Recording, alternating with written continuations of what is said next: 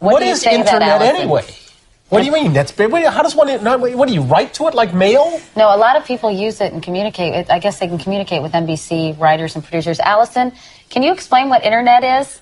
No, she can't say anything in 10 seconds or less. Allison will be in the studio shortly. What does it mean? It's a giant computer network made up of started from. Oh, I thought you were going to tell us what this was. It's like a computer billboard. It's not in it. It's a computer billboard, but it's nationwide, and it's several universities and everything all joined together. Right. And others can access it. Right. And it's getting bigger and bigger all the time.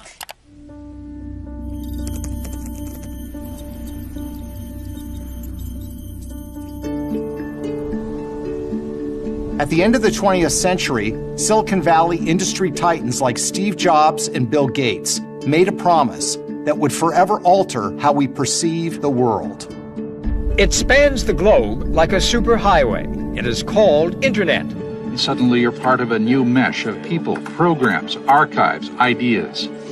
The personal computer and the Internet ushered humanity into the information age, laying the groundwork for unlimited innovation. At the dawn of the 21st century, there would be a new revolution. A new generation of young geniuses made a new promise beyond our wildest dreams. The idea is that we take all the world's information and make it accessible and useful to everyone. Limitless information, artificial intelligence, machines that would know what we wanted and would tend to our every need. The technology would be beyond our imaginations, almost like magic. Yet the concept would be as simple as a single word: search. This was the beginning of Google, and less than a decade later, Facebook. They would make a new promise to humanity. What I think is so interesting about Google and Facebook is they were founded at American universities. At Stanford University, you had two students, Larry Page and Sergey Brin, decide they wanted to create the ultimate search engine for the internet. Across the country, you had, in the case of Facebook, Mark Zuckerberg, who was a student at Harvard, decided he wanted to create a social media platform basically to meet girls and to make friends. And hence, we got Facebook. You never think that you could build this company or anything like that, right? Because, we were college students, right? And we were just building stuff because we thought it was cool. It was all about promise. It was all about this shiny future. It was all about the free flow of information. But there was also a certain idealism behind it. I think that a company like Google, we have the potential to make very big differences, very big positive differences in the world. And I think we also have an obligation as a consequence of that. Facebook and Google started with a great idea and great ideals. Unfortunately, there was also a very dark side. The goal that we went into it with wasn't to make an online community, but sort of like a mirror for the real community that existed in real life. The question precisely is, what's good and bad according to whose judgment?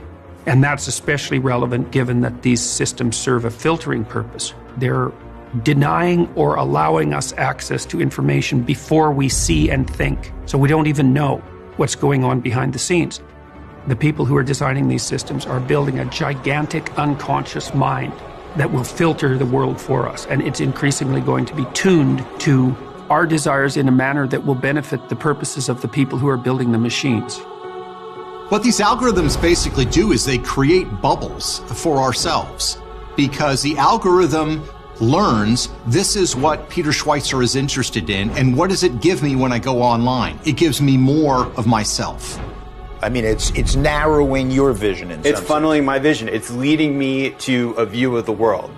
And it may not be Facebook's view of the world, but it's the view of the world that will make Facebook the most money.